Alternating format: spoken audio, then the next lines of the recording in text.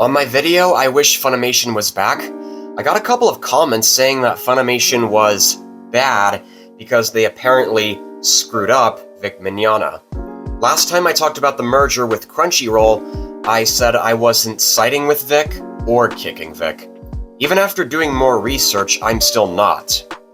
But I do have some sources that suggest it sounds worrying, and it's not what you might be thinking. In this video, I'm going to explain why and what's going on based on as much information I've gathered and give you my own thoughts on what's right or wrong. Vic is famous for being the voice of Edward Elric in Full Metal Alchemist, Tamaki Suo in Ouran High School Host Club, and the original Broly in Dragon Ball Z. He has apparently made a name for himself in the anime voice acting community.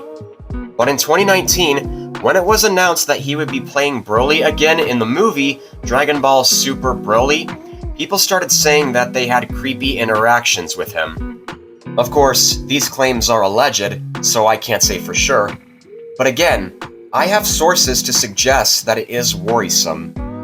In the past couple of months, I've been doing research to understand what was going on. Things like making homophobic comments, giving unwanted hugs, kisses, or both. Voice actresses like Monica Rial and Jamie Marchi have also accused him of pulling their hair scalps. Online, I've seen a lot of people saying Vic is innocent, accusing Monica for manipulating him out of envy and spite, Sean Schemmel supposedly hating on him because of his faith, sometimes including the hashtag #IStandWithVic, and claiming that they were just trying to play the victims. Because of this, it was very difficult to understand what was going on. But I've managed to find some legitimate sources that gave me some things to think about. In 2021, the YouTuber Illuminati, who apparently has her own controversies, but I'm not going to bother to research that as it's irrelevant for this, posted a video called Discussing Funimation and Its Controversies, Corporate Casket. She's raised some good points to consider. When it comes to interacting with his fans, he says that he would hug 999 out of 1,000 fans, and they would say he's kind and friendly, while one would say that it was creepy. In a Far From Perfect titled article on Anime News Network, it describes his unwanted physical advances towards female fans, particularly underage ones. One girl, referred to as Jay, who was 14 at the time, attended New York Comic Con in 2014 and met Mignogna. She described the encounter as really, really uncomfortable. She discussed how the voice actor put his hand underneath her zip-up sweatshirt and on her waist for the initial photo. Then, thinking that the photo-taking portion was done, she was surprised when he asked her to look toward the camera again. That's when he put his face close to hers and then kissed her. Another paragraph talks about Taylor, 18, attending Colossal Con in 2013, reads, "She was feeling ill when she got up that morning but decided to still tag along with her friend to Mignogna's autograph line. She wasn't an avid fan of Mignogna, but her friend was, so she went so her companion could get a second item signed. When it came to be their turn, Taylor said that Mignogna told her she was adorable. She didn't think much of the statement, and when he asked her if she wanted a photo, she thought, why not? She didn't think much of the statement, and when he asked her if she wanted a photo, she thought, why not? He embraced her for a photograph, and when the moment was over, Taylor said he hugged her and then proceeded to kiss her face. Onlookers cheered. Taylor, who identifies as Cure, reiterated that she felt extremely nauseated and that the entire event feels gross when she thinks about it. Third paragraph, it speaks of a girl named Azure who was 15 years old and presenting as female when he met Mignogna at Anime Expo in 2006 in Anaheim, California. He was in the autograph line with a friend, also 15 years old, who had prepared a gift for Mignogna. Azure was dressed in cosplay, a cardboard version of Alphonse's armor from Full Metal Alchemist. The two approached Mignogna, and Azure's friend joked that Azure's costume was sexy. Azure was surprised when Mignogna enthusiastically agreed. The group laughed it off and left the line. Later that day, they got an exclusive visit from Mignogna in the hallway. He chatted with the group, asked them how long they were visiting the con, and then mentioned his fan club. After making the group swear they wouldn't share it, Mignogna gave them his personal cell phone number.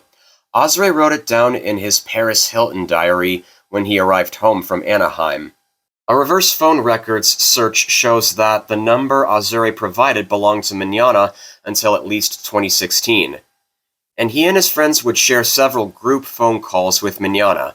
Azure said at that time that it felt validating and cool that he was giving us the time of day and attention. According to his account, the friends and Mignogna mostly discussed voice acting, and the teens would request him to repeat lines. Similar to the first time Mignogna approached the friends, Azure said he often pushed for them to join his fan club to the point that Azure became uncomfortable. He also noticed that Mignogna never brought up the group's parents or whether they had permission to be chatting privately with a 45-year-old man. You could argue that he's just very affectionate, which, sure, don't get me wrong, some people may be more physical with the way they express devotion, but these girls did not ask for any hugs or kisses. If one does, then I guess it's okay, but Jay, Taylor, and Azure didn't. In addition, when you think about the age gap between him and his female fans, they were between their teens and 20s, while he was between his 40s and 50s during these interactions. Even during the making of this video, he's around his 60s. As Illuminati puts it, he's not a teenager being inappropriate with other teenagers. He's honestly old enough to be their fathers or grandfathers. When you think about that, it's understandable why some young women and teen girls would be uncomfortable with that. It feels like the older you get, the less acceptable this level of physical intimacy becomes. Of course, in that same Far From Perfect article, he has stated he wasn't perfect, made mistakes, and made efforts to apologize. But what does he do after he's fired? Sue Jamie, Monica, her fiancé, now husband Ron Toy, and Funimation themselves, as he stated that the accusations against him were utterly false. But do you know what I find concerning? YouTubers like Deep Humor, Unreal Network, and their viewers. They're only watching and presenting certain clips from both sides regarding Vic and Monica, and they make up their own conclusions based on how they feel. They think Monica is lying as she doesn't make a lot of eye contact with the person asking her questions. Which, sure, don't get me wrong, it can be. It might be a fair argument. However, an important thing to keep in mind is that there's going to be so much more than what some people may think. When somebody starts a defamation case, it takes a lot of digging to find evidence and critical thinking to prove the allegations against him were false. In fact, the first thing we'll start with is he admitted that some of those things he was accused of actually happened. For example, he admitted that he pulled Jamie and Monica's hair scalps. I'll even highlight the pages where he talks about that.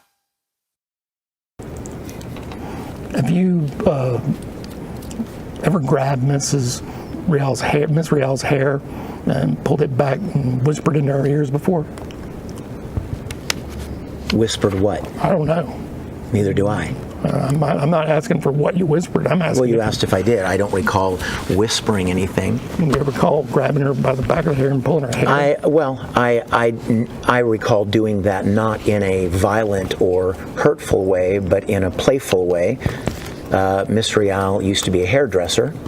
She's always kind of changing her hairstyles over the years and coloring cool colors, and I always used to comment on how much I loved her hair or her new hairstyle. It's really disingenuous to use the term pulling hair, too, because it just has a connotation of being somehow violent, and it was never that. But you did put your hands on her and pull her hair. Yes, sir. And you've done that more than once? I did not pull her hair. And again, we were friends. It was all in casual interaction. And I was never, if she had ever told me, please don't do that again, I wouldn't have ever done it again. And is that something you've done with other women in the past who pull their hair just playfully as part of just who you are? Objection form. I would definitely say it has probably happened before in playful interaction with people, but not very often. What is it that Jamie Markey has done to defame you? Wow.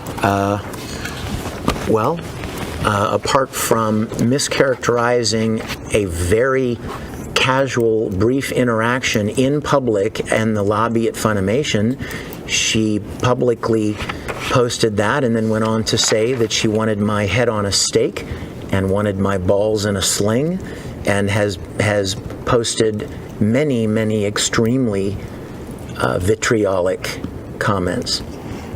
And how's that defamatory? Because she's a voice actress in my industry, and people will tend to give her more credence because they think, oh, well, she knows him. She must, her words must carry more weight than some fan, some miscellaneous fan out there. So, what was it exactly that she mischaracterized? Or took out of context? She mischaracterized. My memory of the event with Jamie was that I had come in to record one day at Funimation, and I was in the lobby, and she was there, and she had just changed her hair somehow. She was wearing it differently, or she had cut it somehow, probably as far away as I am from Casey, and she said, "Hey, hon." And I'm like, oh my gosh, I love your hair. And she's like, I know, I just got it. And I walked around the counter, and I was kind of standing there, kind of flipping it, and like, oh my gosh, it's really beautiful. I love it. And I put my hand up in the bottom of it, and I'm like, oh, this is great. It was not painful. It was not hurtful. It was not sexual. And it happened at least 4 or 5 years ago, maybe longer. And if I may say, I saw Jamie in the lobby at Funimation in January of this year, literally a week to 10 days before this social media thing started. And she's like, hey, hon, and went over and hugged her and said hello. She and I have had, as far as I've known, a very casual, friendly relationship for many years. And I was astounded by her account online. And the account online is that you pulled her hair? And that I pulled her hair, and that I whispered something sexual in her ear, which absolutely is not true. I have not ever had any sexual interest in Jamie.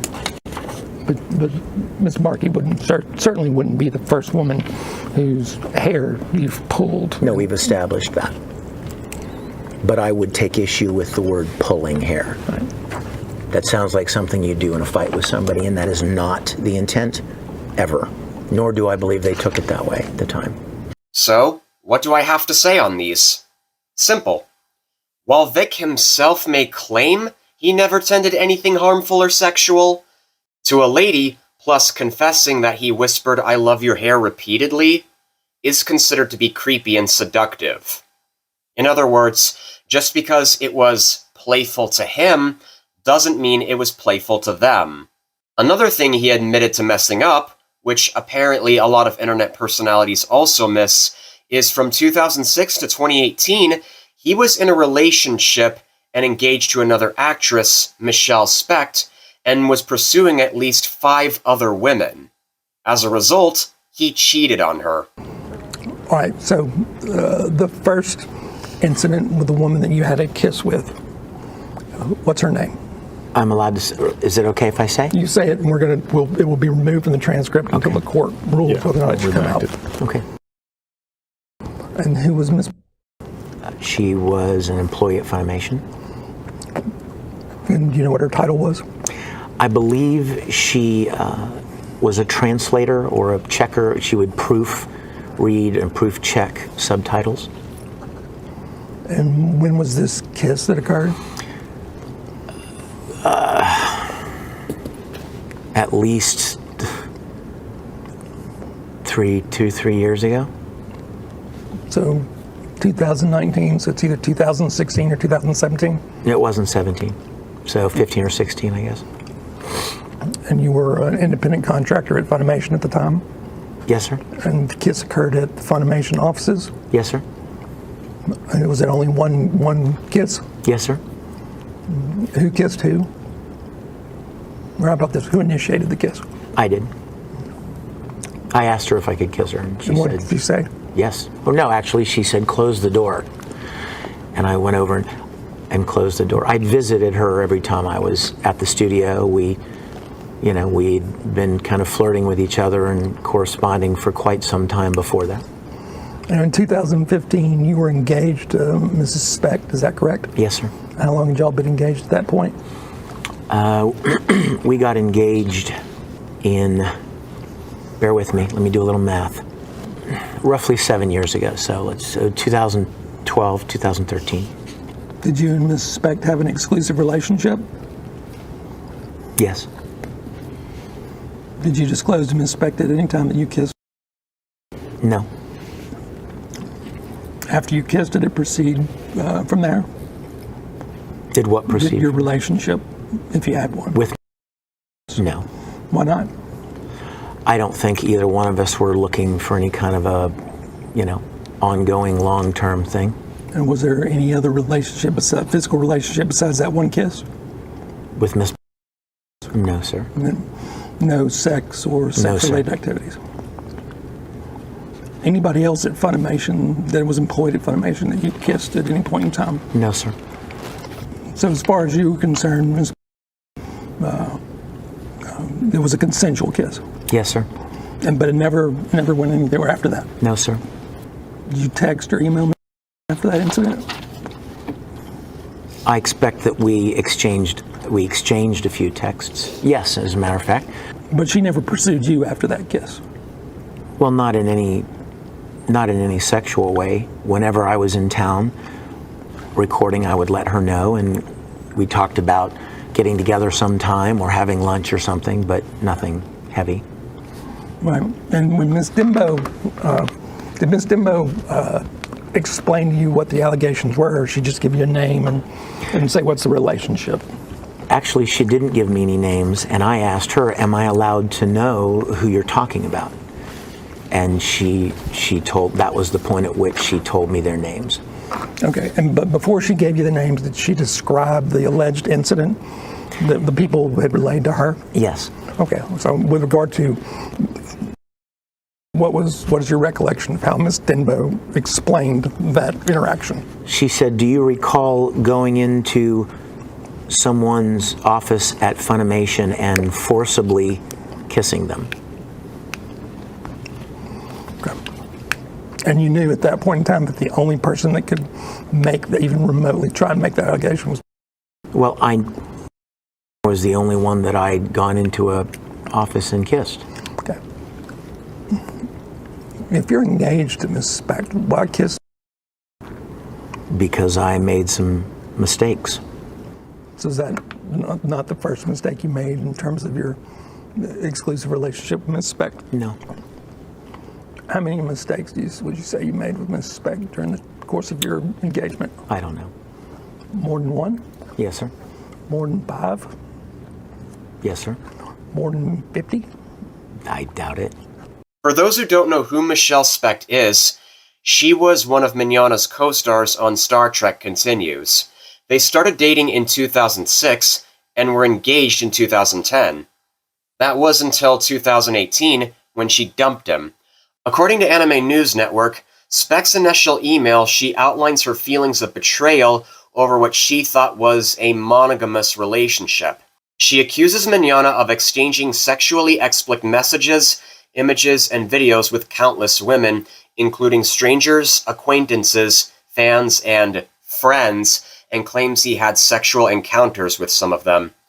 I even found a screenshot of that. It's a long read, so I'll highlight a couple of sentences for you to maybe pause and read while I recite one of the things she says here. Quote, You systematically targeted dozens upon dozens of fangirls, most at least half your age, with whom you first built trust, some over long periods of time online, some in a matter of minutes in person, and made each one feel so very special and chosen with the endless charm, attention, and mask of sincerity that abounds when you want something. Seduced them, propositioned them, and turned them into convention Fs. Doing so in every city and every country you went to, calling me afterward like you always did before you went to bed, sometimes with them still in the room. But you loved me, right? I also found this screenshot on Know Your Meme, taken on Twitter, where she requested a Supergirl user, "Do not use my name in any of your media. You have no personal relationship to me, nor anyone actually involved in this horrible situation, nor does any of the information you're spreading contain one bit of factual truth. I will not discuss the details about what I learned only after I left him last May. Since then, I've learned much from Vic's own mouth, but my only publicly quotable statement can be found in that IO9 article. You are defending a man you do not truly know, and I am sad for you. And remove your tweets from that entire thread, including the one mentioning something about me knowing Monica's story is old news. Do not ever speak as if you have any knowledge about myself, Vic, anyone involved, or what happened. You don't." The implications with what she sent to her implies that she knows Vic way better than most of his fans and the rest of us. I also want to highlight a couple of other concerning things. When talking about the origin of his fans calling him the Fuhrer, here's what he and Sean Lemoyne had to say. You ever go by any nicknames? Vic. Is that it? Yes. What about the Fuhrer? You ever go by the nickname the Fuhrer? No. Have any? Excuse me. Are you aware of Could you say that louder? the Fuhrer? The Fuhrer? Yeah. As in Adolf Hitler? I don't know. Is that how it's spelled? Yes. Okay. Sorry. Are you aware of there being any group of people out there in the world that refer to you as the Fuhrer? Yes. And who refers you to the Fuhrer? Many years ago, members of my fan club, the Risenbull Rangers, thought that it would just be fun, since it was kind of a nickname of the fan club, that they were kind of Risenbull, that they were Rangers, and somebody made it up as a joke. I had nothing to do with it. It was short-lived. I didn't make it up. I didn't condone it. It was just something some fan made up. Do you know if your mother ever referred to you as the Fuhrer? Not to my knowledge. And when you say short-lived, like how long? A few days, a few weeks? I don't even know. I haven't heard that reference in a very long time until you just said it. I take it that when the Risenbull Rangers started referring to you as the Fuhrer, you understood the inappropriateness of something like that, correct? I didn't really have any feeling about it. Well, can you associate for me any other human being that's been called the Fuhrer besides Adolf Hitler? You're a plane Not to my defiler from knowledge. EverQuest. And so you would agree with me that it would be inappropriate for you to have a nickname or condone a nickname like the Fuhrer. I never condoned it. Okay, and you'd agree with me that would be inappropriate for people to call you that, because you don't support that kind of nonsense, do you? I don't fully understand. Sure. Can you rephrase? If somebody called me the Fuhrer, I would tell them to stop immediately, because it's anti-Semitic and refers to a time in our history where terrible things were done to Jewish people. Do you have that same feeling? Of course I do. Okay, so you would agree with me that if there were people out there calling you the Fuhrer, one of the things you would do would be to intervene to stop that. I knew that they were fans who meant nothing by it. They're young people, and I didn't address it one way or the other, and it died off. All right, I'll object as non-responsive. My question was not what you think the fans might believe, but if you agree that it would be... I believe you asked me if I told them to stop, and I said no. And my answer to that is no, because they were fans, and I knew they didn't mean anything by it. Their intentions were nothing more than playful, and so I didn't address it, and it died off. This is probably why some people see Vic as anti-Semitic. Some of you may not, and I understand it was meant to be for fun, but to others, this looks worrisome. Plus, Mr. Lemoyne admitted that if someone referred to him as the Fuhrer, he would ask them to stop. Vic said he wouldn't. So if there's anything I've learned here, it's that even if a group of fans was doing it for fun, I would probably ask them to never call me a Fuhrer, as it's hostile towards Jewish people. There's also a GoFundMe campaign mentioned, which was started by Nick Rekieta. Vic stated he had no knowledge of its existence, nor did he condone it, nor did he care if fans were being scammed if Rekieta was a con artist. So, Mr. Rekieta communicates with you in February of 2019 for the first time. At some point, you reach back out to him, y'all have a conversation. Who came up with the idea of the GoFundMe campaign? Mr. Rekieta. And what was the purpose of the GoFundMe campaign? You'll have to ask Mr. Rekieta. What did Mr. Rekieta tell you the purpose of the GoFundMe campaign was? Good luck. He said that he believed that the people who supported my position wanted to help in any way they could, and he said he was going to provide them a way to do so if they chose to. And you told him that was okay with you? No, I did not give him permission. He had already done it. Okay. Did he ask for permission after you did it? No, sir. You do realize that people have put over $100,000 into that GoFundMe account. You know that? If that's the number you're telling me, then I believe you. Voluntarily. Right. I believe. I don't think anyone's being compelled to do anything. Did you ask Mr. Rekieta to set up this GoFundMe campaign? No, sir. It was a complete shock to you when it occurred? Define complete shock. Well, That sounds rather, well, how about this? How many GoFundMe campaigns have been set up for your benefit without your knowledge in your lifetime? none that I'm aware of, So this is the first. as far as I know. And Mr. Rekieta wasn't a friend of yours when it was set up, was he? No, sir. All right, so would you agree with me that that was kind of shocking that a random individual that you don't know sets up a GoFundMe It was campaign? unexpected. Okay. Did you ever bless him doing that? No. Are you okay with it, the GoFundMe campaign? As a matter of fact, sir, I remember when he first told me that he had done it, I told him I didn't really know how I felt about it because I didn't want people, I didn't want people giving money to something, and that was the point at which he said what I just mentioned to you earlier, that he felt that there were a lot of people out there who felt that I was being treated unjustly and wanted to help.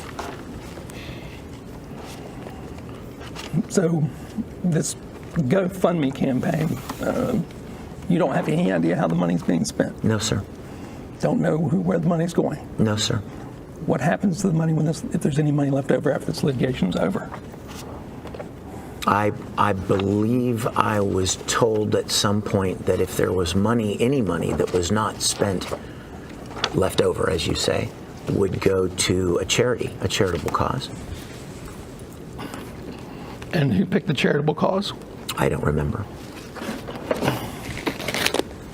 Does it strike you as odd that there's somebody out there raising money in your name and you can't tell me how that money's being spent? No, sir. Do you feel no responsibility to make sure? No, that sir. the Sorry, objection- I apologize. Thank you.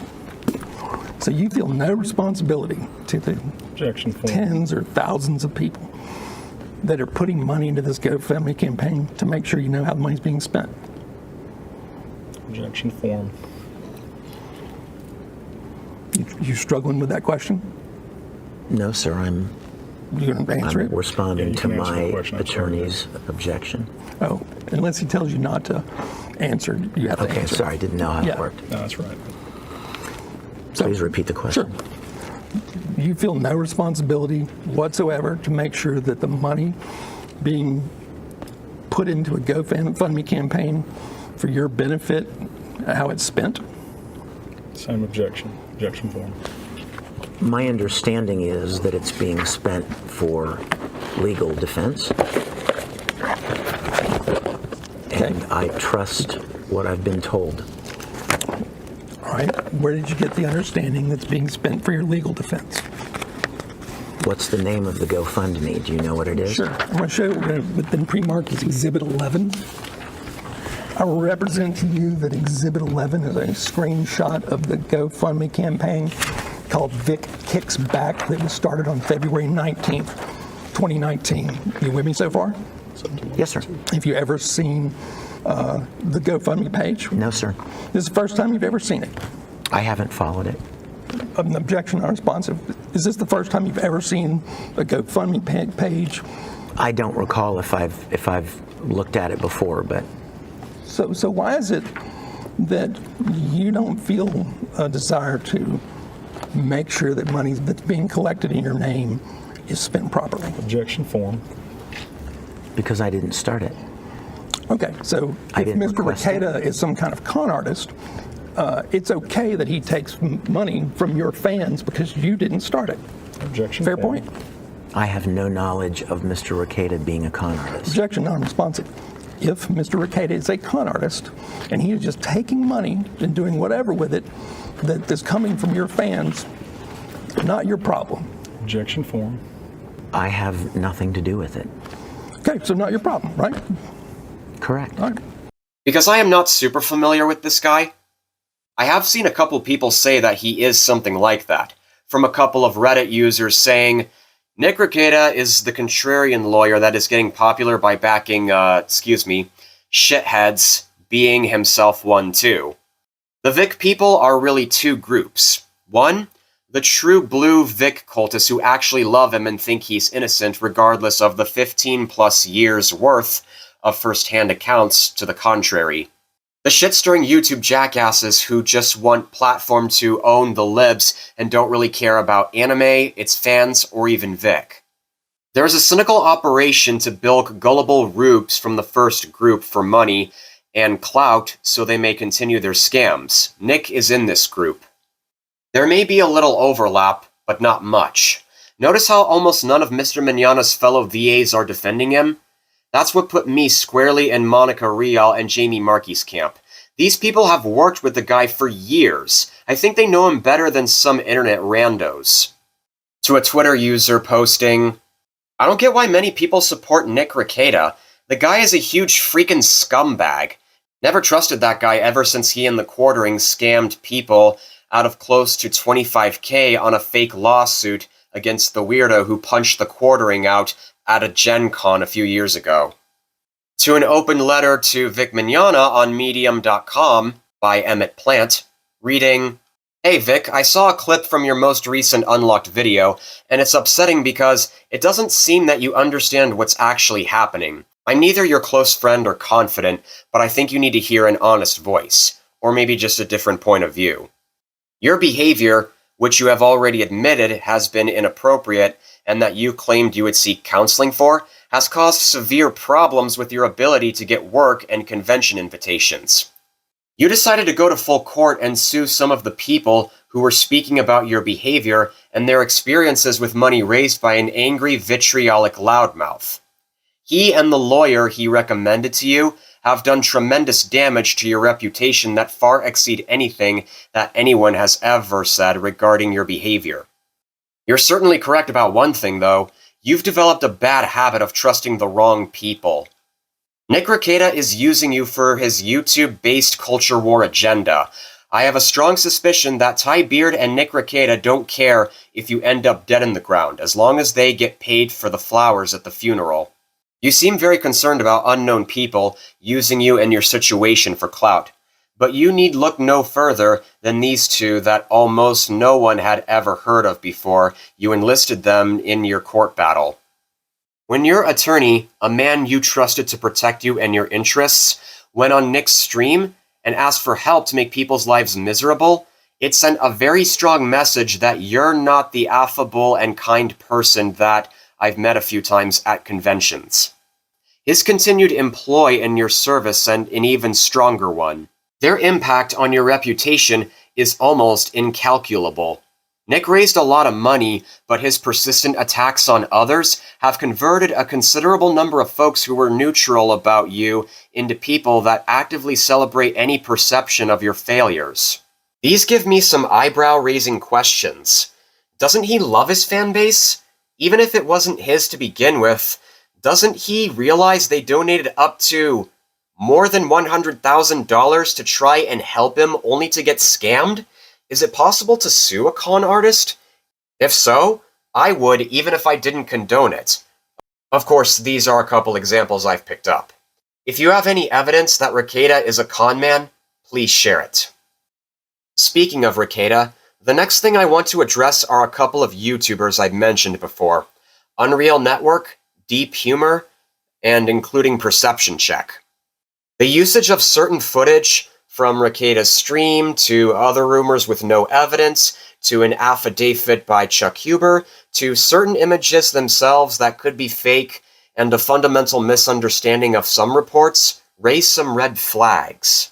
While this is not meant to be a personal attack against them, I find their arguments pretty odd because of all that, plus what Vic confessed, and as a result, the best word I have to describe their content is cherry-picked. It would be a hassle to address every video from start to finish, so I'm going to talk about small portions. For example, let's take a look at this 90-plus second opening from Unreal Network's They Keep Lying on Vic, footage of false evidence used. In approximately 2011, Jamie worked as a voice actor for Funimation Productions, LLC. On one occasion while at Funimation's headquarters in Flower Mound, Texas, Jamie was waiting in the lobby when plaintiff Vic Mignogna approached her. Considering that they knew each other, or at least Jamie thought she knew plaintiff, and that it is a common greeting among creatives in the anime industry, Jamie gave plaintiff a hug. Okay, we have our first problem. We have our first issue. Did Jamie get consent for that hug? Did Jamie get consent for that hug? I don't think she did.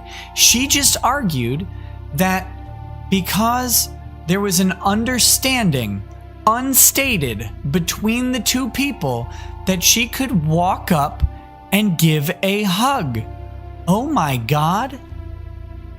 She should be fired from Funimation immediately. That's against the no-hug policy, right? And indeed, as confirmed by Monica Rial, Funimation frowns down on physical interaction between actors and actresses, as of course, according to Monica Rial, hugging people does go against policy for Funimation, but yet here, it appears that at some point here, Jamie went as far as to hug Vic without his consent. Again, as Nick Rekieta begins to meme this, we are going to be discussing the concept of physical interaction and hugs, and why Vic is being blamed the way he is by the Kick Vic group in wanting to further scrutinize the man and further demonizing him as being the absolute worst person in the community. As once more before we begin,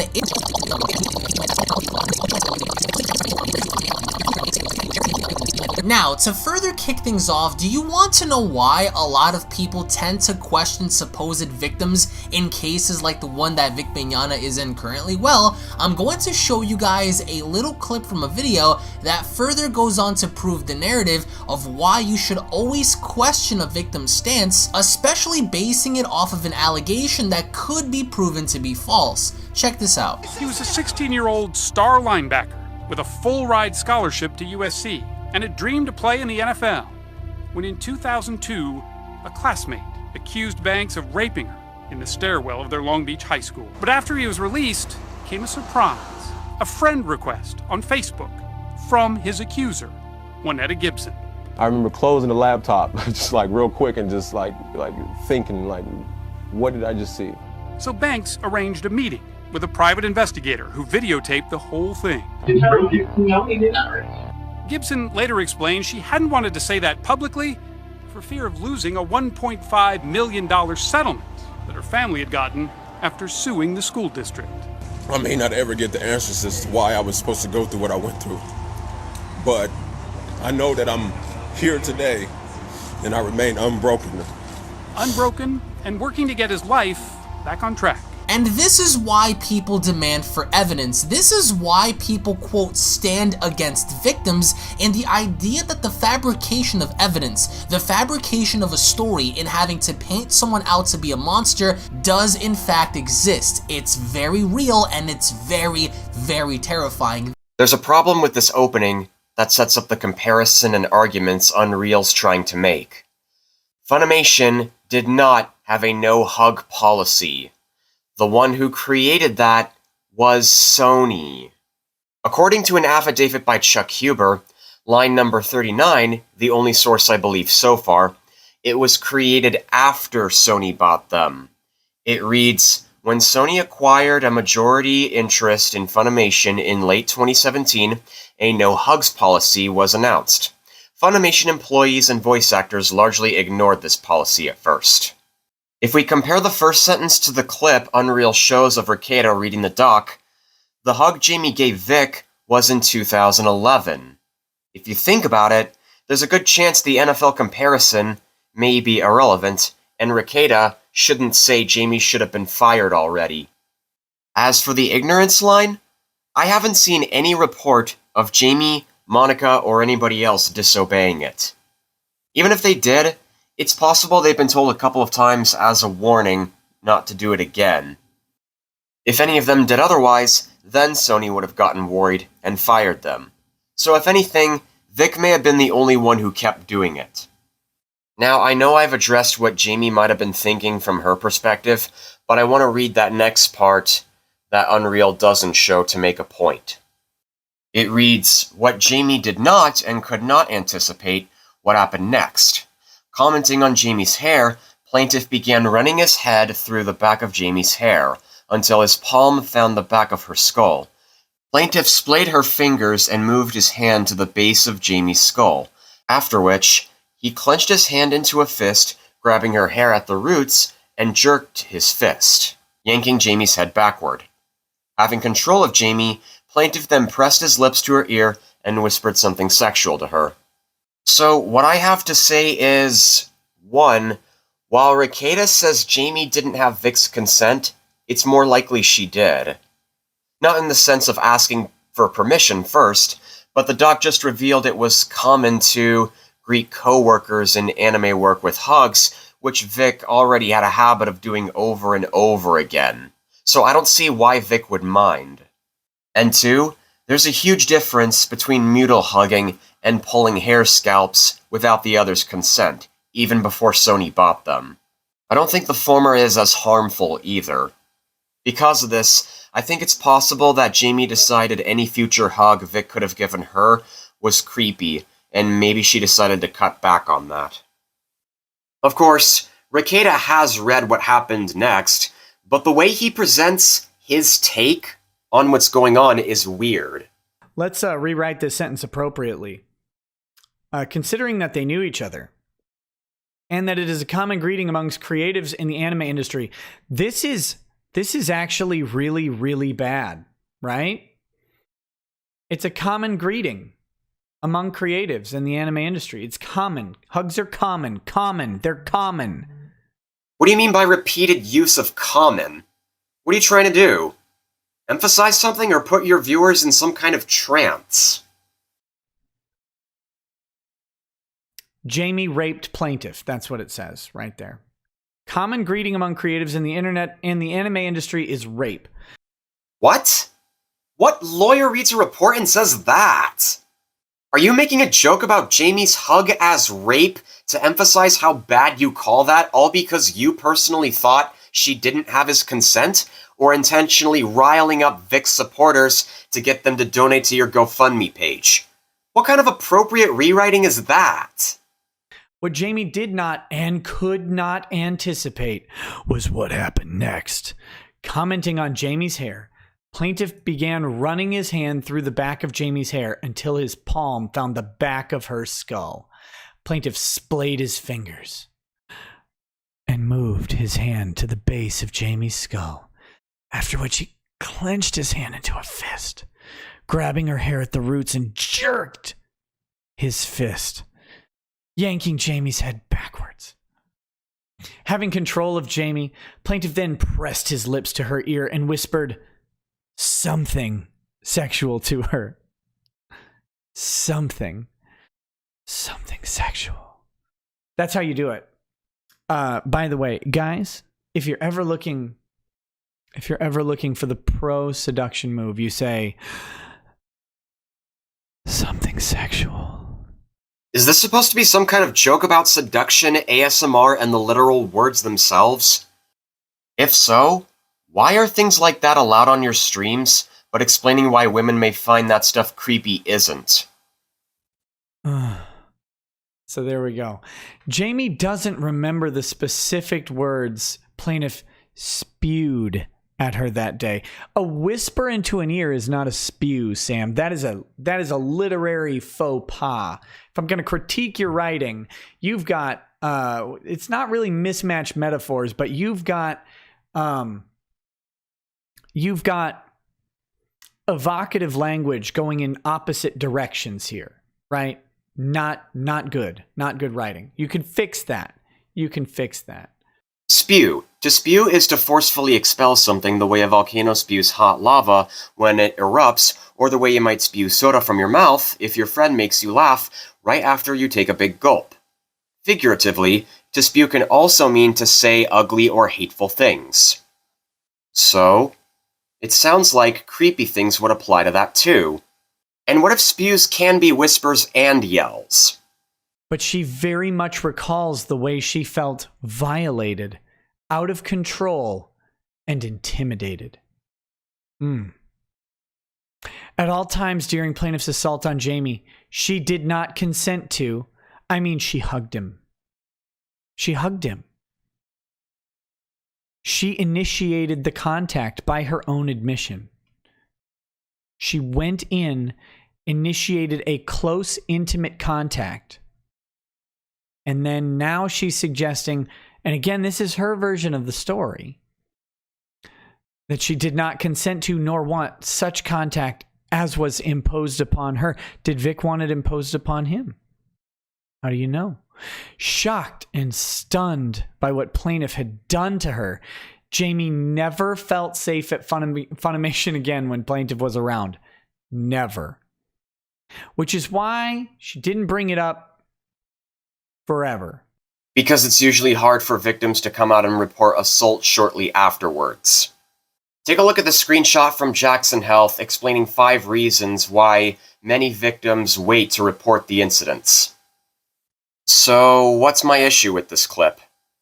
According to YouTube Wiki, Rekieta makes comedic yet informative videos about legal topics while drinking heavy amounts of alcohol. If the comment about Jamie's hug being rape was meant to be a joke, here's what my critique would be. I'm afraid poorly aged. Because again, little does he know that Chuck Huber claims there was no rule against hugging until Sony bought Funimation. Nobody even substantiated Marky, Riel, Sabat, and everybody ignoring it. Combine that with Vic being accused of those things more than the former of the 3, as well as Rekieta not explaining why hair pulling is more harmful than mutual hugs, and as a result, I find his description of not good writing to be ironic. Even Perception Check's Weeb Wars, the Vic Mignogna situation, has some issues and inconsistencies in her arguments. First, let's talk about the rumor about Stephanie Nadolny dating Chris Sabat. This clip Perception shows is from an interview with Nadolny by Rosa, which unfortunately has been removed, but luckily I found an article on boundingintocomics.com where I've taken screenshots of the exact words they said, so I'll play the audio Perception used with the screenshots on top of them. Did you feel like there was any mistakes on your end that could have led to that? Or because you're saying that this was a rumor from another a coworker that told you, and the company didn't even tell you. So, was there anything that you could foresee that you felt that maybe, it was like a self-sabotage kind of thing that you did? I think what it was, it's really hard to prove these kinds of things too, but I had been seeing somebody romantically back from like 2003 to 2009. And when we split, he absolutely, completely freaked out and his ego was affected, and he said, I'm going to ruin your career. So he called all my employees, or my employers. And aired your business? And, wow. Yeah, aired my business. Yeah, whatever. My personal life, that some of it was true, some of it wasn't. And so I think that's what kind of led to me not being able to reprise my character. Really? Was that. And so, yeah, it's just really hard to prove something like that. Right, I know. It's very subjective. But, I mean, I don't want to get into it if you don't want to. I respect that. It's none of my business. I just was curious because it must have been some serious stuff for them to think that then. Well, and like I said, it was it's a clique. Some people run around with these people. Some of these people have kids together now, and they play together. They go to the state fair together. I mean, like, I was out. It wasn't on purpose. It's just that over time, I got kind of pushed out of that whole clique, and I was trying to just be professional and make it about business. Perception stopped in the middle of her story, so I'm gonna read the rest. I was trying just to be professional and make it about business, but there's a lot of people, from what I understand, just from making some appearances and things like that are still flat out doing this, like, hey, these are my friends, I'm working with my friends. I'm happy for them, but I completely feel like I was fairly pushed out, and that my personal life should have no effect on being able to come back. Because it really hurt, I had no idea what was going on, and I was abused and threatened by this man, and he said, I'm going to ruin your career, and I'm going to call everybody you ever worked for and just dogged you out and brought you out. So I think that's why, if there's any other reason, I guess they call that irreconcilable differences. I finished that because I didn't want any misconceptions. Anyway, continuing with perception checks analysis. On September 3rd, another DM leak dropped on Twitter, this time from Stephanie Nadolny, a voice actress most notable for her roles as Kid Goku and Kid Gohan in Dragon Ball and Dragon Ball Z. Sabat is a bully who has been out to get those who don't run in his pack since day one. I turned down his advances, and ever since then, since like 2007, he has been out to get me and make my life miserable. People weren't sure how legit it was until Stephanie's official Twitter account started liking some interesting tweets, including a few asking if the DMs were legit. She also liked Erica McCord's Twitter thread debunking Faisal's affidavit and a tweet telling Steph to talk to Nick about her sharing her story. Kick Vic preemptively started attacking her, including Monica Rial, who said she had felt betrayed. She also feigned concern for Stephanie while slagging her in defense of Sabat. More Sabat DMs leaked where he said he'd called her and said that he was working with her to help her redeem herself, while also bringing up her alcoholism. She had apparently reached out to Nick Rekieta, however she ghosted him following this call from Sabat. Something doesn't smell right. Yeah, her lack of paying attention to the tweet Monica posted. At first, yes, she did feel betrayed, but if you read the whole thing, it says, I felt betrayed because she was liking tweets that were inflammatory against me, but it turns out she was hacked. If you take about 30 seconds to read the DM Monica asked Stephanie, she asked, everything okay with you? Do you have control of that account? To which she responds with, oh no. And Monica asks, do you not use that account? Were you hacked? No. I'll try to fix it. Yes, I was hacked. So the person who liked this tweet against Monica, Chris, and Jamie was not Stephanie Nadolny. It was the person who gained unauthorized access to Stephanie's account. The problem with that DM that mentions 2007 is, from 1999 to 2010, she was the voice of young Goku and young Gohan until she was replaced by Colleen Clinkenbeard. Stephanie isn't even the only one who got recast.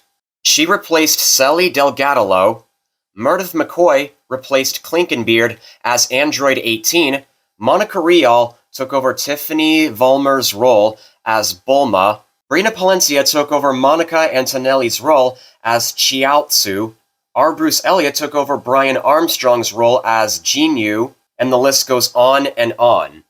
The only reason we can think of for this is because either some have left Funimation or Sabat thought they were better fits for them. Besides, Chris has a wife named Tabitha Drysdale Sabat. Taken screenshots from internewscast.com, one paragraph reads, Christopher Sabat is indeed married to Tabitha Sabat, and the couple celebrated their union in 2008. A following one says, Tabitha Sabat, recognized for her significant contributions to the Dragon Ball series, has played a crucial role in projects such as Dragon Ball Z Battle of Gods, Dragon Ball Resurrection F, and Dragon Ball Xenoverse. WebArchive.org mentions they have 2 daughters named Hiro and Nova. Even Chris himself mentioned one of them on his Instagram page. So, what can be argued here? Well, Stephanie worked at Funimation for about 11 years, and Chris married Tabitha Drysdale in 2008, which means he and Nadolny were dating completely different people. Since the hacker mentioned 2007, it's possible that Sabat and Drysdale were dating and possibly engaged at that time. Therefore, as Nadolny's days as young Goku and Gohan were ending, they recently got married. Going back to that interview with Rosa, she didn't even mention she dated Chris at all. All she said was an unidentified man she dated and broke up with threatened to ruin her career. Even if there was something he did, we don't know, as nothing has been stated publicly. Also, that document of her DUIs, which she just showed earlier, is photoshopped. How do I know? Photoforensics.com. You can attach an image or URL, click the upload button, and it will tell you what's real and what's fake. This screenshot I took from fixthephoto.com instructs how photoforensics works. It reads, you will see 2 pictures, original and analyzed ones. It means that you can examine ELA and discover this picture, photoshopped or not. ELA stands for the error level analysis. It demonstrates error level on the picture, thus identifying whether it was edited using Photoshop or not. In case the picture was altered or photoshopped, you will see color in picture analysis. In case the picture is unedited, you will see a regular white color on it.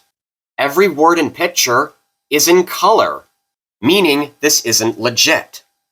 And besides, if you zoom in on the booking date, it reads July 20th, 2016, but she stopped working for Funimation in 2010.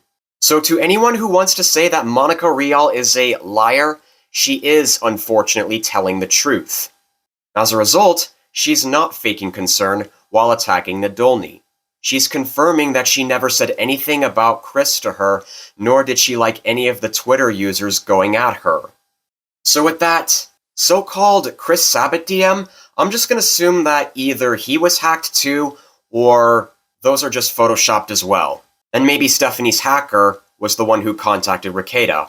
Now, let's take a look at her analysis of Twitter user Hanleia posting a small thread which would ultimately create the hashtag #KickVic. On January 16th, 2019, the day Dragon Ball Super Broly premiered, Allison Cook, aka Hanleia, took a swing on Twitter, stating Vic Mignogna is a homophobic, rude asshole who has been creepy to underage female fans for over 10 years, and I have been screaming about this since 2010, but every year, nothing changes. She followed that up with this gem. Hey Funimation, why do you employ a known pedophile? Linking a story from Pretty Ugly Little Liars to prove her point. Regarding the allegation of being a known pedophile, the pool user was actually referring to a story of a voice actor avoiding charges of statutory rape by eloping with his 16-year-old girlfriend in Las Vegas with her mom's consent. That voice actor was Illich Guardiola, not Vic Mignogna. And do you think Allison Cook cared that she had just accused Vic of something another actor had done? No. She's a yaoi fangirl who has apparently hated Vic for at least 10 years. And through this lens, she pushed and shared every negative thing she could find about the guy without giving it a critical glance. Ironically, Perception isn't giving those posts enough critical glance just as much. Apparently, the pool user on Pretty Ugly Little Liars Hanleia shared by Nyako, which I'm guessing is how it's pronounced, was actually describing how she was harassed by Illich Guardiola. The problem with Perception's analysis is that it falls apart if you read the story she posted on December 15th, 2018 and what Hanleia shared. Nyako mentioned that Vic Mignogna autographed Full Metal Alchemist merchandise for her and her friend. When I was 16, he cornered me in an elevator and put my hand up the back of my skirt. Vic is a predator. He had been speaking to myself and a friend online and over the phone for months before the con, and had even told us we should meet up and hang out in his room at the con. He said even if we couldn't pay for the con, we could still hang out and have lunch or something. He seemed so nice. He listened to me and let me pour my heart out about my home life. He told me it wasn't my fault. He was so kind, and I thought he actually cared about me. He spent months gaining my trust and my friend's trust. He paid for our food for that day at the con and even gave my friend a small box filled with FMA, the initials for Full Metal Alchemist, merch, and his CDs. Spoiler, they were Bible reading in character voices he had done. He was polite and sweet until I ran into him alone in the elevator. It was the end of that day for my friend and I, and we just wanted to go crash in another friend's room for a while before heading home. My friend wanted to get upstairs faster, so she took the stairs. I have a hip deformity, so I look perfectly healthy, but going up and down stairs is hard on my hips, and I avoid them if I've been on my feet all day. I was worn out, but still fully awake, and didn't see any issue getting into the elevator with someone who felt like I knew who had been so nice to me. But as soon as the doors closed, he put his hand up the back of my skirt and fondled me. He sexually assaulted me, knowing I wouldn't say anything. The next day on the 16th, when asked why she didn't confront Vic, she responded, "I would consider it if I actually thought he would remember what he did, but because of the kind of person he is, there's no way he even remembers it, because it's normal behavior for him. For him, it was just another day at a con, and I was just another fan. I wouldn't be surprised to find out if he's done this to other girls, or that I wasn't the first. I first considered it when Vic married a 16-year-old to avoid statutory rape charges. In 2014, he was facing possibly statutory rape charges in Texas, so he took the girl and her mom to Vegas so the mom could sign off on their marriage so he couldn't be charged." So, on the first post she made, she was clearly talking about Vic Mignogna. Regardless of how you interpret it, she was talking about her first-hand encounter with Vic, and she mentioned that he signed multiple autographs on products based on Full Metal Alchemist, its main character voiced by Vic Mignogna himself. Perception Check is right about one thing, though. When Nyako heard a VA was marrying a minor, she did think it was Vic, but it was clearly Illich Guardiola. Still, this doesn't completely prove Nyako's story was completely about the latter the whole time. Then on January 17th, 2019, Hanleia shared the link to her December 15th post, which was clearly about Vic. This is what originated the KickVic hashtag. It also becomes worrying when you think about it, because anybody who's new to this or doesn't read closely can get these wrong ideas, like one possibility being that Illich was in Full Metal Alchemist. He was not. I have searched on Behind the Voice Actors as well as his dubbing Wikia, and none of those sources listed such. Although, the closest thing was Full Metal Panic, but that's a different anime show. And while Vic was in both Alchemist and Panic, he voiced completely different characters. So, Perception Check claims that Hanleia was just a yaoi fangirl who held a grudge against Vic and was looking for ways to ruin his reputation. And yet, I haven't seen any evidence or where she got that from. Also, even if she was, does that really negate Nyako's story? I would argue it doesn't. See, before the hashtag wars began, Vic has had a couple of accusations as far as back as the 2000s and 1989. Summer of 1989 paragraph from Mignogna Deposition, Fan Interactions, and the Affidavits on Anime News Network. The earliest incident outlined in the affidavits involve a former 16-year-old theater student, Michele, and fellow parishioner at Mignogna's church in Lynchburg, Virginia. I was cast in the school play of Mousetrap by Agatha Christie when I was first introduced to Vic Mignogna during our rehearsals. Mignogna was helping with the production of this play and as an assistant to the directors, she said. Michele stated that on several occasions, Mignogna requested that she stay after rehearsals when other students and teachers were no longer present. She stated that he rehearsed more and also played love songs on the piano for her. She alleged that after working together on the high school play in 1989, Mignogna frequented Michele's summer job, an ice cream parlor. One day that summer, she said that he pulled alongside her in his car while she was riding her bike and invited the then high school sophomore to his home to watch a Christian worship video. Upon arriving, Michele says he went into his bedroom and came back out shirtless and in very small and revealing shorts. Michele said it was at this time she realized there was no Christian worship video. Michele states that Mignogna sat next to her on the couch, put his arm around her, put his tongue in her ear, and played with her hair. She says that he stated, "Let's enjoy each other." Michele protested and told him that she needed to go home. Eventually, she stated that he stopped and became extremely upset at me and incredibly rude. She left his home to report the incident to her youth minister, but he was not at his office. One affidavit by Cara Edwards about Animazement in 2008 reads, "While attending Animazement 2008 in North Carolina, the colleagues worked out together at the hotel gym and goofed off at panels."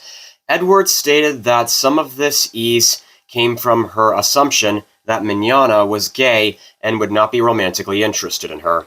It was not until Sunday, May 25th, that Edwards stated that her initial impression of Mignogna changed. Mignogna and I were staying in the same hotel, in rooms next door to each other, for the Animazement convention. Our room shared an internal door. One Sunday night, we walked back to our hotel rooms together after closing ceremonies and said goodbye. Mignogna proceeded to give me a hug that went on for a really long time and made me feel uncomfortable, Edwards said. This is when I realized that Mignogna wanted more from me than just friendship. I realized I'd made a mistake in being so friendly. After the hug, Edwards went into her room and phoned her husband. After the call ended, she said she heard knocking on the shared door between her and Mignogna's room. She did not answer the door. The knocking ended and was followed by a phone call to the hotel room. Edwards said she answered the phone and Mignogna said, "Open the door. Nobody has to know." Edwards said she declined, reminded him that she was married, and hung up. She said that Mignogna returned to knocking on the door, calling through it creepily, "You know you want this." Edwards said she hid in the bathroom with the shower running for about an hour. The following morning, she stated that she reported the incident to multiple Funimation voice actors. I wouldn't be surprised if some of them were Chris Sabat, Monica Rial, Jamie Marchi, and Sean Schemmel. According to other conventions and voice actors, they've also described Vic as a douche prima donna and hard to work with. For example, in the 27th episode of the parodied series, Dragon Ball Abridged, which was uploaded to YouTube on January 26, 2012, the character of Frieza spoke a line, "What is that? What even is that?" Voice actor Takahata 101 confirmed it was a joke, referencing Vic Mignogna himself, angrily asking the same thing about Team 4-Star and its large convention panel. Okay, seriously, first off, Super Saiyan. What is that? What even is that? What even I'll is that? tell you what it is. It's just some stupid legend I can't say that. passed by your filthy monkey ancestors around a campfire like it was their own dung.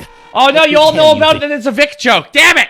Yeah, it's a Vic Mignogna joke because I don't know if they ever told the story, but essentially we overheard a conversation about Vic Mignogna because we were like at a convention. I forget which convention it was. We had main panel rooms for our main panel, and it was at the same time as one of Vic's panels, and Vic was in the secondary panel room. Vic was not thrilled because it was a much smaller panel room. And he's like, "Well, sir, but Team 4-Star has that room." Team 4-Star, what is that? What even is that? Some people try to pin this on Sean Schemmel to discredit him, but it was verified by this VTuber, that it was 100% Vic. This begs the question, was he envious of Team 4-Star? Another time they made fun of him was a San Japan panel in 2014. There, a fan asked Takadaha what he would think if his fans called him the Vic Mignogna of abridging. How would you feel about your fans calling you the Vic Mignogna of the abridging world?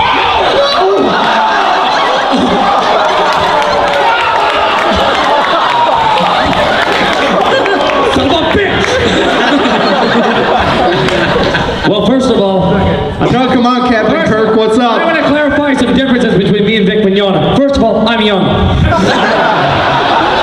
Second of all, and I-Prime has not happened yet. And second of all, you can have an 18+ panel and your fans can actually show up.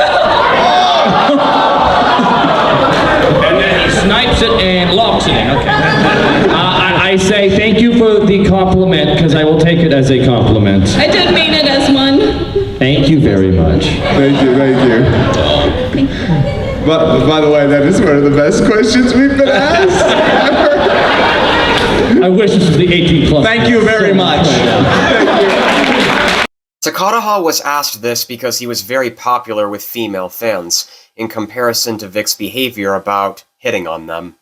Everyone may have been just joking at that time, but now that he's fired, it sounds like it aged awkwardly, hasn't it? Numerous Twitter users even show a clip of Vic intervening in ongoing MCM Expo, which took place in Birmingham, England. Yeah, just another actor, but it's really exciting. And same with Anthony and you, they're brilliant people. Well, okay. Is he winding you up? Okay.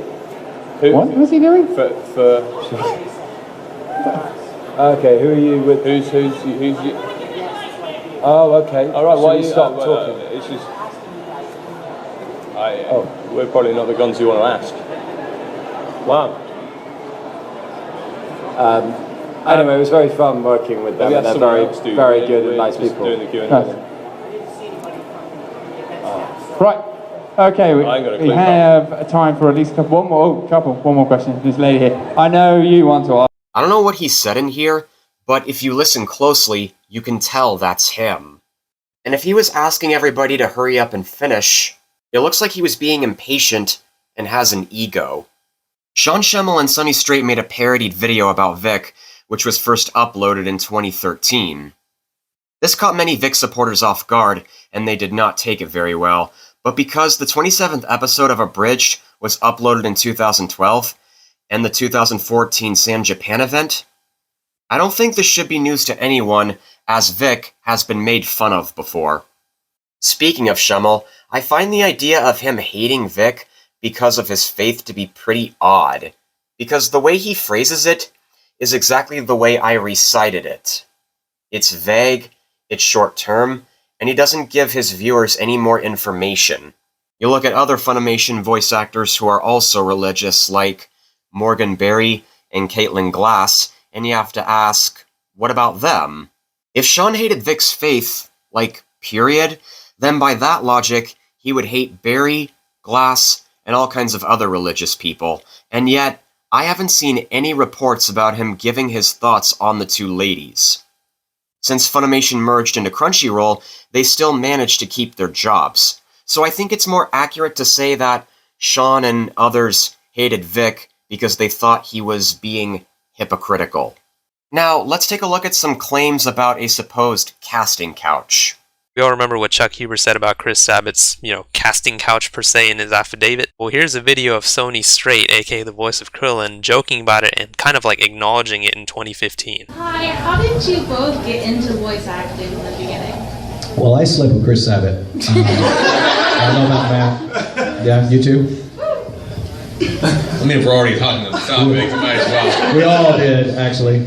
So this may be a thing where he's just making a casual joke with Chris Sabat, but think about it, guys. He named Chris Sabat as someone he had to sleep with as a joke to, get his role, and he even said, we all did. I don't know, I feel like that is way too coincidental with everything that's going on right now. He could have named anyone. He could have said, I had to sleep with Sean Schemmel, I had to sleep with whoever, but he named Chris Sabat specifically. It may be because Chris Sabat is in a position of power, so that was a part of the joke, But again, guys, Chuck Huber said something very, very specific in his affidavit. He made the suggestion that Chris Sabat is involved in a scandal where people in power at Funimation are forcing female voice actresses to sleep with them to keep their roles, otherwise they'll be recast. That is way too specific of a thing. And the voice actor of Krillin, someone who has worked at Funimation for many, many years, just so happens to make a joke in that exact same nature? That seems way too coincidental for me. I feel like that was just like, a casual joke, but it was one of those jokes where it had a little bit of truth in it. Not that Sony straight had to sleep with Chris Sabat, but he was just making the suggestion that maybe things like that happen over there. Former employees have described Funimation as a nightmarish hellscape, where HR can and will breach employee confidence by gossiping with other employees, in between sleeping with them, of course, creating a massive conflict of interest in the most charitable light. There's a problem with these claims. How many voice actors and actresses have you seen come out and report it? Has Todd Haberkorn said anything like that? Not to my knowledge. Has Jeremy Lee said anything like that? Not that I'm aware of. Has Newton Pittman said anything like that? I haven't seen a thing. What about Alexis Tipton? Colleen Klinkenbeard? Morgan Berry? Leah Clark? Laura Bailey? Tia Ballard? Lucy Christian? Brina Palencia? Christy Kang? As far as I know, nobody substantiated any of those claims. Just because Chuck Huber claims there were sexual advances involved doesn't make it true. Chris Sabat has denied anything genuine behind that. According to a comicbook.com article, he refuted those claims in the affidavit as without merit and libelous. He said, "The recent allegations of sexual misconduct at Funimation and Okratron 5000 are deeply disturbing and completely without merit. These libelous statements are based on groundless rumors and are meant to defame me and my company. Never in my career spanning 2 decades did I ever witness or participate in such conduct." Remember that I said he's married to Tabitha Drysdale, which was in 2008, too. Huber said he heard these rumors in 2007, which means they were dating and likely engaged at that time. Not to mention, that Sunny Straight joke Deep Humor showed was recorded in 2015, 7 years after their ceremony. If Tabitha suspected Chris cheated on her, or any reports of a casting couch, she could have come out and said so. I don't know about you, but I noticed something odd. Vic Mignogna admitted under oath that he was unfaithful to Michele Specht at least more than 5 times, whereas so far, Chris Sabat has been very faithful to Tabitha Drysdale. And while cheating may not necessarily be a crime, some acts of sexual assault are, while others are harmful enough to make it concerning. Now, I know a lot of you people might be thinking, where's their proof, or they have no proof, so they're lying. Well, let me tell you this. Just because they don't have photo or video evidence doesn't mean there is no proof whatsoever. See, according to the same Emmett Plant, this time on his Tumblr page, the evidence Vic did is that the victims remember the incidents very well. Some of them have reported their stories to con runners and wrote them under sworn testimony. He said, "I understand that this may not be good enough for random people on the internet, but it's certainly admissible evidence in a court of law." He also claims the reason there are no videos or photos is because the incident occurred at a gathering of convention guests, not convention attendees. Generally, it's considered unprofessional or at the very least impolite to be snapping pictures or shooting videos in a group of professionals without their knowledge. Because of this, I have a theory.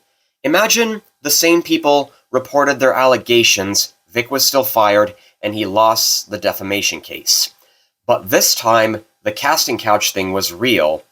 That would mean both Vic and Chris would be fired from Funimation, and Sony would probably have to find somebody else to take over Sabat's various positions, like Johnny Jan Bosch replaced Mignogna as Broly. I'm willing to bet that if Sabat's casting couch was real, and Tabitha confirmed it while she was, let's say, divorcing him, those people would probably have a change of heart, not only address the illegality of casting couches, but also shame Sabat for cheating on her, the opposite of defending Vic's cheating with Michele. But I feel like people will focus more on Chris than Vic, because that would mean they would be getting what they wanted, to prove Funimation was bad and get rid of an alternate option to watch anime legally. But again, so far, none of Chuck Huber's claims about casting couches have been substantiated since he first wrote the affidavit. At the end of the day, for all I know, everything he's heard were probably just jokes. If that makes him uncomfortable, then he needs to speak up and ask them not to do it in his presence. So, what do I have to say about these so far? Well, I'm not siding with Vic, I'm not siding with any of his fans, and I'm not siding with the hashtags I stand with Vic or kick Vic. What I am siding with are these facts. 1. Vic is old enough to be a young woman or teen girl's father or grandfather. The older you get, the less acceptable this level of physical affection becomes, or at least the more careful you should be. 2. He admitted under oath that he pulled Jamie and Monica's hair scalps, regardless of how playful or innocent he describes them as. From a woman's perspective, it's inappropriate and considered to be creepy. 3. Many of his actions may not be illegal, but he was suing them for defamation, meaning he said the accusations against him were false, but he admitted under oath that some of those things actually happened.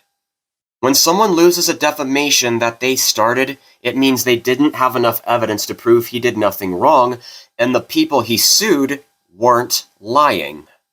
And although the stories about him are alleged, when a large amount of women and girls report experiencing the same thing, it gets pretty concerning.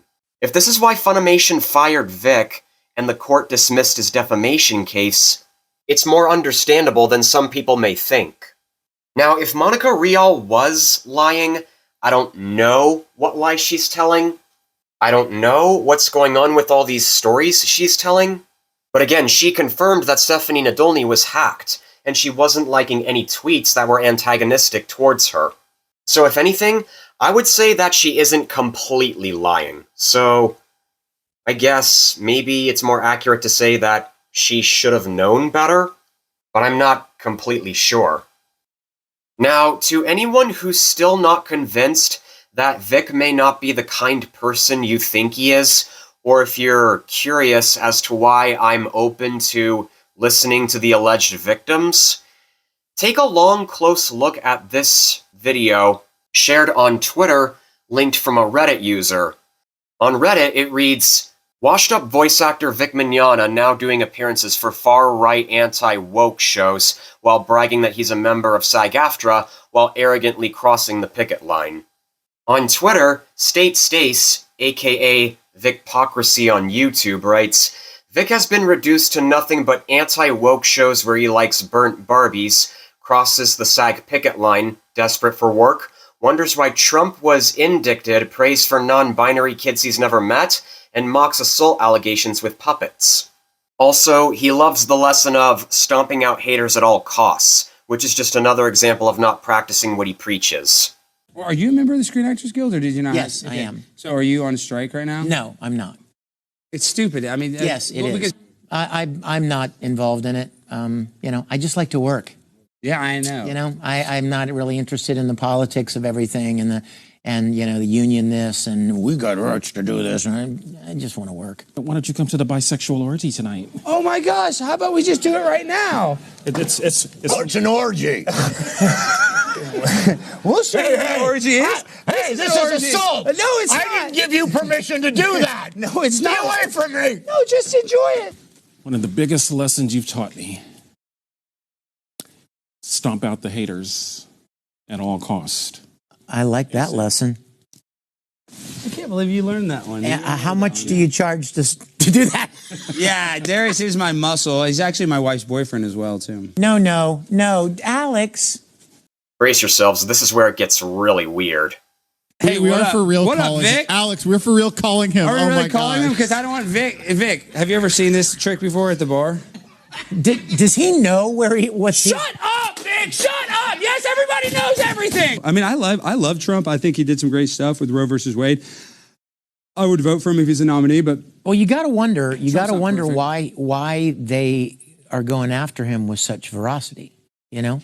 There has to be some reason. If he wasn't a threat, or if he didn't want to do anything differently, you know what I mean? Then there would be no need to go after him. Hold on, this is just too good. What, are you getting a picture of it? Yeah, Are we burning this? yeah. Are we just going to all take social media videos right now? No, this is not social media. This is just for my own. Wait, look, we're burning a Barbie doll with Vic Mignogna. It's just watching him Yeah. burn a Barbie doll. I pray that you will be with Sawyer right now, and whatever is going on in his mom's mind, I pray that you will intervene. You have the power to do that. Darius wants to lick Vic's dick. Why do you want to lick him where he shits? That's not true. That's not true. Well, there's your answer. And I'm not gonna lie, the first time I watched that, I was uncomfortable. Between that and the fact-checking I've done, I started to think, maybe there is some truth to what the victims are saying after all. Maybe Funimation did the right thing by firing him. Maybe they didn't screw him. Maybe he's facing the consequences of his actions. Also, you know what's ironic about I Stand With Vic? They're calling the Kick Vic group liars and hypocrites spreading misinformation.